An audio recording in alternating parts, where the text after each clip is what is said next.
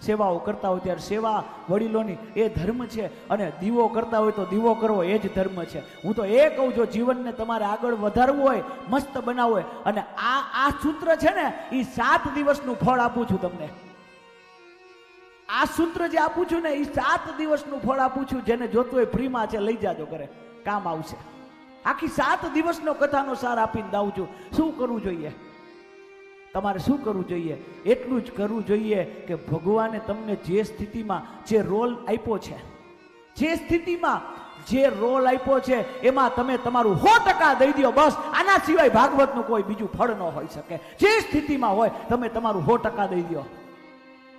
અને આ સૂત્ર મને મળ્યું છે, અને મળેલું સૂત્ર હું તરત આપી દઉં. આ સૂત્ર મને કોને આપ્યું? કાલ જ મળ્યું. મારા નરેન્દ્રભાઈ આ મને સૂત્ર આપ્યું છે. હું તો એના પાસેથી મળ્યું ને અત્યારે તમને આપી દઉં છું. એ મને સરસ વાત કરી કે મેં કીધું હું ચર્ચા કરતા હતા કે આજ અહીંયા બહુ 7 દિવસ ઠંડી છે. જુઓ, હરિદ્વારમાં બહુ ઠંડી, આપણે કઈ ગરમીનો અહેસાસ નથી થયો. અને આજે થોડું ઘણું લાગે છે ને ગરમી. એ કઈ ગરમી છે ખબર છે? આ ગરમી નથી, આ જુદા પડવાનો જે તાપ છે ને એનો તાપ છે, ઓલો નથી.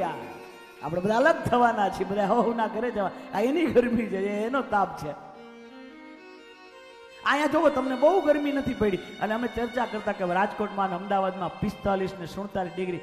એટલે મેં કીધું આપણે બધાને બહુ તકલીફ પડશે અહીંયા ઠંડકમાં, અને ત્યાં જાશી એટલે ગરમી. તો એને મને સુંદર વાત કરી કે શાસ્ત્રીજી, એ ભગવાનની દયાથી બધી જગ્યાએ એસી છે, કારમાં, ઓફિસમાં, ઘરમાં, બધું છે. પણ અમે કે રેતી વાળા કહેવાય ને, રેતીનું વર્ક કરતા હોય, તો હું કે રેતીમાં કે 45 ડિગ્રીમાં મને વાંધો ન આવે, કારણ કે એના પોતું જે કામ કરે છે એમાં એ 100% આપે છે ભગવાન. એટલે એને સફળ બનાવ્યા છે કે જે કામ કરે છે એમાં એ 100% આપે છે. આપણે જે કાંઈ કામ કરીને એમાં આપણું 100%. અરે વારી, કદાચ કચરા વારીને પોતા કરીને ઘરની સફાઈ કરીને, તો મારા વાલા એવું કરવું જોઈએ. એમાં તમારું 100% દઈ દો એટલે સમાજ તમને યાદ કરશે ને. તો આના માટે કે આખા જગતમાં ઘર ચોખ્ખું રાખે, આના જેવું કોઈ ન રાખી શકે મારા વાલા. હું પણ કથા વાંચું તો હું વિચારું કે હું મારું 100% દઈ દઉં, પછી જે થાય ભગવાનની મરજી, પણ પહેલા તો મારું 100% દઈ દઉં. એમ તમે બધા પણ વિચારો કે તમને ભગવાને જે સ્થિતિ આપી એમાં 100% દો. વડીલોની સેવા કરો તો એવું કરો કે 100% દો. 100% દો મારા વાલા. આ કથાનું સૌથી મોટું ફળ છે. જે હોય, ભણતા હોય તો ભણવાનું બેસ્ટ કરો, વાંચો તો એવી તબિયત. અરે હું તો કહું, પાર્લરમાં બેહો તો એમ ઠાઠથી બેહો, તૈયાર થાવ તો એમ થાય કે ના તૈયાર થયા છે. જે કંઈ કરો એ તમારું બેસ્ટ દો. માળા કરો તો બેસ્ટ દો, ભગવાનની આરાધના કરો તો બેસ્ટ દો. આપણે બે કામ ભેગા કરીએ છીએ. સંસાર અને સુરેશને ભેગા કરી દઈ છે. માળા એ કરતા જાઓ અને પછી કચરા પોતા થયા કે નહીં જોતાય જાઓ. એટલે જ ભગવાન નથી મળતો મારા વાલા. પેલા કચરા પોતા કરી લ્યો, પછી માળા કરવા બેહો.